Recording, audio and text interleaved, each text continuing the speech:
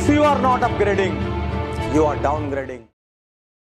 नमस्कार साथियों, आज मैं एक ऐसे बिजनेस केस स्टडी प्रेजेंट कर रहा हूं जिस पर रिसर्च करते हुए हम लोग भी आश्चर्यचकित हो गए। साथियों, एक ऐसी कंपनी जिसकी वजह से गूगल को लॉन्चिंग स्ट्रेटजी चेंज करनी पड़ी, एक ऐसी कंपनी जिसकी वजह से सैमसंग और एप्पल को प्राइसिंग स्ट्रेटजी चेंज करनी पड़ी, एक ऐसी कंपनी जो दुनिया की सेकंड सबसे बड़ी स्मार्टफोन मैन्युफैक्चरिंग कंपनी है जिसका नाम है BBK।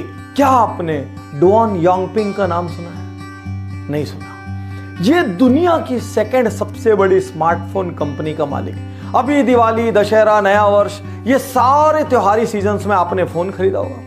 आपने सोचा होगा मैं खूब रिसर्च करके खरीद रहा हूं, मैंने वीवो लिया है, मैंने ओप्पो लिया है, अच्छा नहीं मैंने तो वन प्लस लिया है और रियलमी।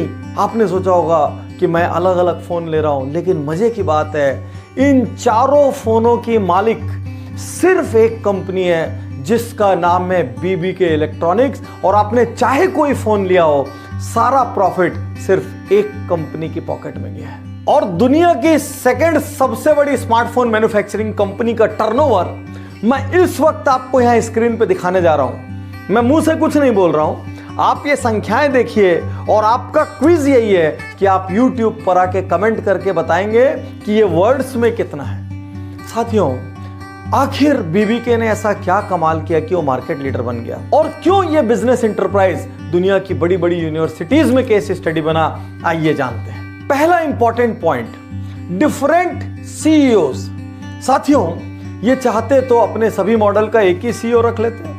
कितनी ऐसी कंपनियां हैं जिनके अलग अलग बहुत सारे मॉडल्स निकल रहे हैं, अलग अलग सब ब्रांड्स हैं, लेकिन उनका CEO एक है। लेकिन BBK ने एक यूनिक स्ट्रेटजी के तहत 4 CEO अलग अलग रखे ताकि चारों कंपनियां आपस में कंपीट कर सके, चारों कंपनियां अपनी इंडिविजुअल स्ट्रेटजी बना सके, बाद में वो कंपनी की मैक्रो स्ट्रेटजी से अलाइंड हो सके, चारों की अपनी अलग अलग अकाउंटेबिलिटी हो और किसी भी ब्रांड के साथ सौतेला व्यवहार नहीं हो।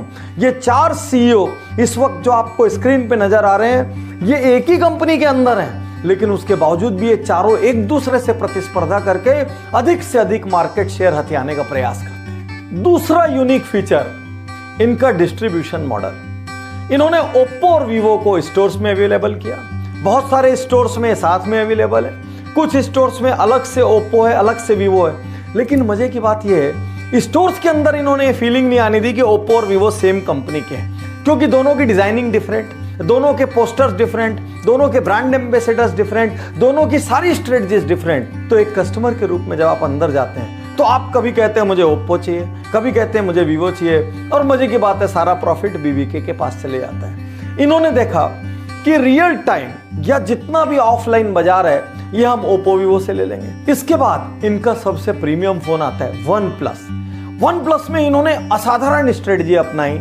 उसको किसी स्टोर में अवेलेबल ही नहीं कराया। और इसका बैकग्राउंड रीजन समझिए, वन प्लस को इन्होंने दुनिया का सबसे प्रीमियम फोन बनाने की ठानी। इन्हें पता था कि इनका कंपटीशन सैमसंग के मॉडल से होगा और आईफोन के लोअर मॉडल से होगा। इन्होंने एक तरीके से डायरेक्ट सेलिंग का मॉडल अपनाया और इन्होंने C&F, डिस्ट्रीब्यूशन, होलसेल, रिटेल, सारों का प्रॉफिट मार्जिन काट के वो सारा प्रॉफिट कस्टमर को ट्रांसफर कर दिया। अब वैसी स्थिति में क्या हुआ कि एक ज्यादा फीचर वाला फोन बहुत कम रेट में मिलने लग गया।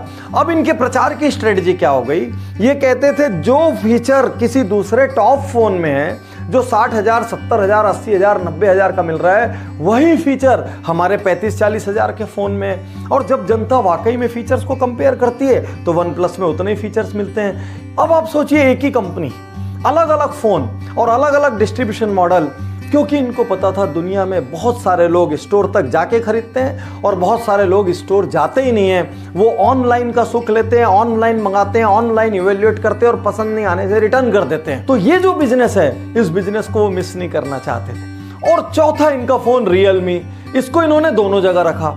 पहले इसको ऑनलाइन लेकर आए, उसके बाद अभी हाल में ही स्टोर्स में लॉन्च कर दिया। अब ओवरऑल डिस्ट्रीब्यूशन मॉडल को समझिए, 3 फोन स्टोर में है और तीनों फोन स्टोर में अलग अलग आइडेंटिटी और पोजीशनिंग लेके बैठे हैं। और वन प्लस और रियलमी का मेन फोकस ऑनलाइन है। भले ही कुछ और ओप्पो वीवो भी ऑनलाइन मिल जाए, लेकिन मेन फोकस इन्होंने ओप्पो वीवो का ऑफलाइन रखा और वन प्लस का ऑनलाइन रखा। तो आप भी सोचिए क्या आप अपने अलग अलग प्रोडक्ट्स का अलग अलग डिस्ट्रीब्यूशन चैनल बना सकते हैं? क्या किसी को ऑनलाइन किसी को ऑफलाइन रख सकते हैं? क्या किसी को ऑफलाइन या रियल टाइम में बेचते हुए भी आप उसकी पोजीशनिंग अलग कर सकते हैं, उसकी स्ट्रेटजी अलग कर सकते हैं, ताकि कस्टमर को यह फील आए कि वो अलग अलग ब्रांड से ले रहा है। तीसरी यूनिक स्ट्रेटजी, फ्लैगशिप कंपनी कौन सी? बीबीके। चाहते तो एक हीरो हीरोइन का खर्चा ले लेते हैं, एक बड़े मॉडल सेलिब्रिटी का खर्चा ले लेते हैं, लेकिन इन्होंने क्या किया, अपने हर फोन की, हर ब्रांड की अलग आइडेंटिटी मेंटेन करने के लिए अलग अलग अलग सेलिब्रिटी लिए, और इससे उस पूरे फोन की आइडेंटिटी चेंज हो गई, उस पूरे ब्रांड का इंप्रेशन कस्टमर के माइंड में चेंज हो गया। आइए एक क्षण के लिए देखते हैं कि इन्होंने कैसे अलग अलग फोन में अलग अलग ब्रांड एम्बेसडर्स को लिया।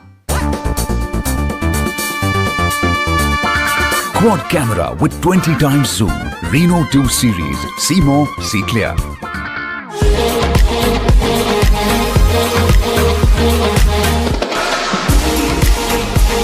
Vivo S1 is my style.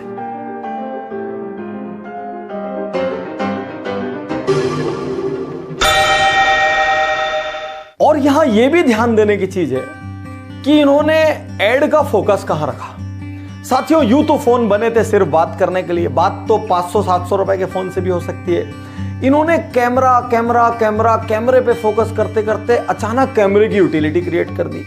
धीरे धीरे लोग कैमरे का मेगापिक्सल गिनने लग गए, front camera, back camera, rotating camera, ये कैमरा, वो कैमरा। इनके कैमरा प्रेम की वजह से देखिए आईफोन की स्ट्रेटजी में चेंज आया और अभी ट्रिपल कैमरा का फोन आया। साथियों, फोन कब से फोटो खींचने के लिए था, लेकिन धीरे धीरे इन्होंने आपके दिमाग में अपने एडवर्टीजमेंट के फोकस की वजह से कैमरे को बहुत महत्वपूर्ण बना दिया। अगला यूनिक फीचर जो हिंदुस्तानियों के लिए सबसे जरूरी है, क्या जरूरी है? Discount, pricing, price band. इन्होंने सोचा हिंदुस्तानियों को सारा प्राइस बैंड दे दो, क्योंकि हर घर में हर प्राइस बैंड के अलग अलग बायर हैं। 6000 से लेके 55,000 तक का वाइड प्राइस बैंड रखा इन्होंने।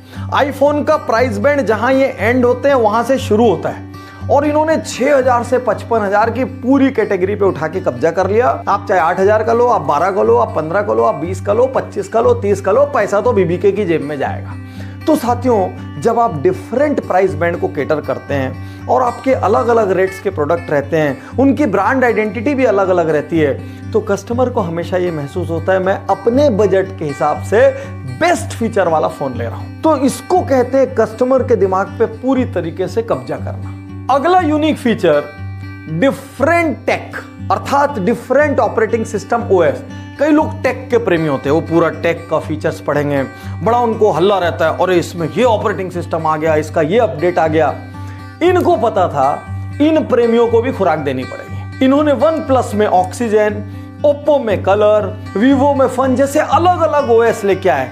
अर्थात आप देखिए कि आप कहां से चले आ रहे हैं। आपको अलग अलग फोन लेना है तो भी इनके पास है, आपको ऑफलाइन ऑनलाइन लेना है तो भी इनके पास है, आपको अलग अलग प्राइस बैंड में लेना है तो भी इनके पास है, आपको अलग अलग ओएस लेना है तो भी इनके पास है। अर्थात आप जब स्टोर जाएंगे या अपना मोबाइल खोल के ऑर्डर करेंगे तो कहीं ना कहीं, कैसे ना कैसे आपको इनके कॉन्टेक्ट में आना ही होगा। साथियों, अब सबसे बड़ा प्रश्न ये है कि आप इन स्ट्रेटजीज को जाकर अपने व्यापार या अपने करियर में कैसे इस्तेमाल करेंगे। आप किसी कंपनी में सीनियर प्रोफेशनल है तो अपनी कंपनी को कैसे कोई स्ट्रेटजी सजेस्ट करेंगे। दोस्तों, बिजनेस में बड़ा बनने का सबसे इजी रास्ता क्या है? एक छोटी कंपनी जो बड़ी बनी हो, उसकी स्ट्रेटजी को ध्यान से देखिए कि उन्होंने किस किस लेवल पे क्या निर्णय लिए।